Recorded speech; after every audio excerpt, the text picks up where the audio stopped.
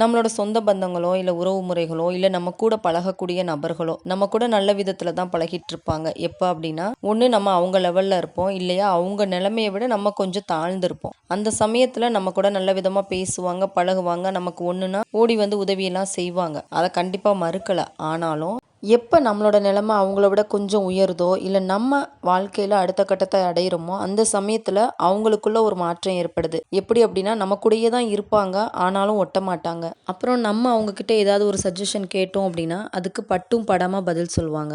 அது மட்டும் இல்லாம, பழகுன பழக்கத்த மறக்காம நம்ம அவங்க கிட்ட விரும்பி போனாலுமே கூட, அவங்க நம்மள விட்டு எட்டி தான் போக நினைக்கிறாங்க. என்ன காரணம் அப்படின்னு நம்ம கேட்டா, "நீலாம் பெரிய ஆள் ஆயிட்ட, ரொம்ப பிஸி ஆயிட்ட, எங்க கூடலாம் பேசுவியா?"